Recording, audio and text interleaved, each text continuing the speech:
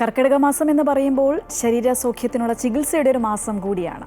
ഈ മനുഷ്യ ശരീരത്തിൽ പഞ്ചകർമ്മ ചികിത്സയുടെ ഗുണം, ഈ സമയത്തുള്ള ചികിത്സ അതിൻ്റെ ഗുണം അനിർവചനീയവുമാണ്. ആയുർവേദത്തിൻ്റെ ഈ ഫലങ്ങൾ ജനങ്ങൾക്ക് ലഭിക്കുന്നതിന് വിവിധ പദ്ധതികളാണ് നെടുമങ്ങാട് അമൃത ആയുർവേദ ആശുപത്രിയിലുള്ളത്.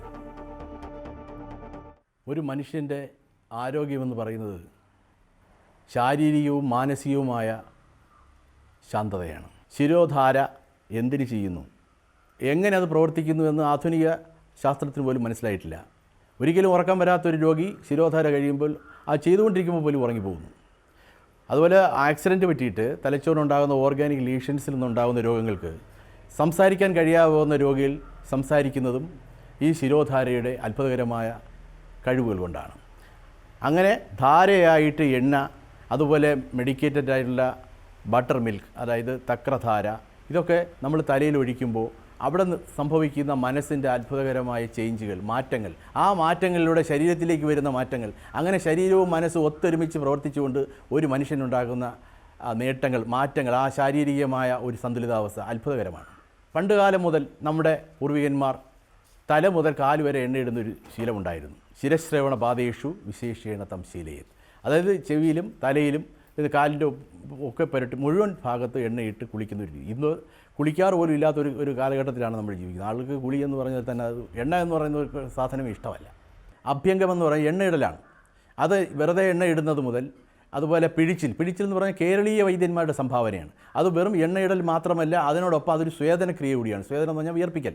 ആ എണ്ണ ഇളം ചൂടോടുകൂടി പിഴിഞ്ഞൊഴിക്കുമ്പോൾ നമ്മൾ ഒരേ സമയം എണ്ണ ഇടുന്ന ഒരു ഗുണവും അതോടൊപ്പം തന്നെ സ്വേദനത്തിൻ്റെ, വിയർക്കലിൻ്റെ ഗുണവും കൂടെ ഉണ്ടാവുകയാണ്. പക്ഷാഘാതം തുടങ്ങിയ രോഗികൾ അത്ഭുതകരമായ റിസൾട്ടാണ് തരുന്നത്.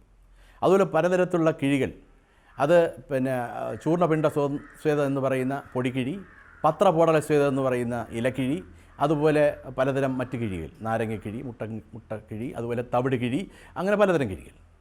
ഇവയെല്ലാം തന്നെ നമ്മുടെ വാദമെന്ന് പറയുന്ന നെർവസ് സിസ്റ്റമാണ്. ഇപ്പോൾ തളർന്നു പോയ ഒരു ഭാഗം, അത് ഡയബറ്റിക്കായി ആയതുകൊണ്ടായിക്കോട്ടെ, അല്ലെങ്കിൽ മറ്റെന്തെങ്കിലും കാരണം കൊണ്ടായിക്കോട്ടെ, അവിടെ ഉണ്ടാകുന്ന ന്യൂറോപ്പതി എന്ന് പറഞ്ഞ് എഴുതിത്തള്ളുന്ന ആധുനിക വൈദ്യശാസ്ത്രത്തിന് പോലും ഒന്നും ചെയ്യാൻ കഴിയാത്ത ഒരവസ്ഥ ഉണ്ടാകുമ്പോൾ, ഇന്നും അന്നും എക്കാലത്തും നമുക്ക് വളരെ മനോഹരമായ, വളരെ സുന്ദരമായ, ശക്തമായ റിസൾട്ട് തരാൻ കഴിയുന്ന ഒരു ഭാഗമാണ് ഈ പറയുന്ന കിഴികൾ.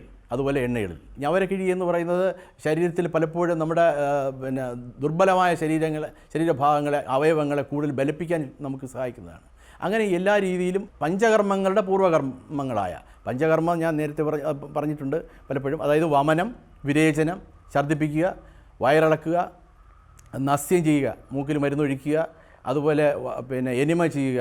അതായത് നമ്മൾ എനിമ ചെയ്യുമെന്ന് പറഞ്ഞാൽ വസ്തി ചെയ്യുന്നത്, അതായത് എനിമ എന്ന് പറഞ്ഞാൽ അതുമായി കമ്പയർ ചെയ്യുന്നേ ഉള്ളൂ.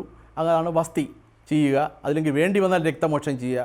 അതായത് നമ്മൾ അട്ടയിട്ടും അല്ലെങ്കിൽ കൊത്തി പ്രച്ഛാനം നടത്തിയും ദുഷിച്ച രക്തത്തെ പുറത്തു കളയുക. ഇങ്ങനെയുള്ള പല രീതികളിലൂടെ ശരീരത്തിൽ ശോധന ചികിത്സ ചെയ്തുകൊണ്ട് ശരീരത്തിലെ അഴുക്കുകളെ, ദുഷിച്ചിരിക്കുന്ന ഓരോ ഭാഗങ്ങളെ, ഓരോ മലീമസമായ ഫാക്ടറികളെയും പുറത്ത് കളഞ്ഞുകൊണ്ട് ശരീരത്തെ വളരെ ലളിതമാക്കിയെടുത്ത് പിന്നീട് നല്ലൊരു ഔഷധ സേവയിലൂടെ നമുക്ക് ഈ രോഗങ്ങളെ സമീകരിച്ചെടുക്കാൻ കഴിയുമെന്ന് വ്യക്തമായി തെളിയിക്കപ്പെട്ടുകൊണ്ടിരിക്കുന്ന ഒരു കാലമാണിത്.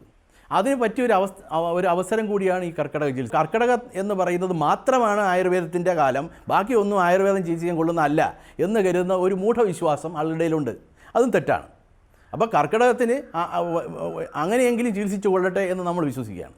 കാരണം അങ്ങനെ ചികിത്സിക്കാത്തവർക്കെങ്കിലും അവസരം, അവർക്ക് മനസ്സിലാക്കാനുള്ളൊരവസരം അത് കർക്കിടകം കൊടുക്കുന്നുണ്ട്. അപ്പോൾ ഈ രീതിയിൽ നമുക്ക് വ്യക്തമായ ഒരു പദ്ധതിയിലൂടെ, അത് ജീവിത രീതികളിലൂടെ നമുക്ക് ഇത് രോഗങ്ങൾ മാറ്റിയെടുക്കാൻ കഴിയും എന്ന് തെളിയിക്കപ്പെട്ടിട്ടുള്ള ഒരു പ്രസ്ഥാനമാണ് നമ്മുടെ അമൃത ആയുർവേദ. അതുകൊണ്ട് എനിക്ക് പറയാനുള്ളത്, എല്ലാവരും ആയുർവേദം ഒരു ശീലമാക്കണം. ആയുർവേദം നമ്മുടെ ഹെറിറ്റേജാണ്, നമ്മുടെ പൈതൃകമാണ്. This is our legacy. അതുകൊണ്ട് ആ രീതിയിൽ പോകുമ്പോൾ മാത്രമേ ശാസ്ത്രം നമ്മുടെ ജീവിതമായി മാറും. അങ്ങനെ ആയി കഴിയുന്ന കാലത്ത് ഇപ്പോൾ ഉണ്ടായിക്കൊണ്ടിരിക്കുന്ന പലവിധ രോഗങ്ങൾ, ഈവൻ ക്യാൻസർ പോലും പിന്നെ ഒരു ഓർമ്മയായി മാറുമെന്നുള്ളതിൽ യാതൊരു സംശയവുമില്ല.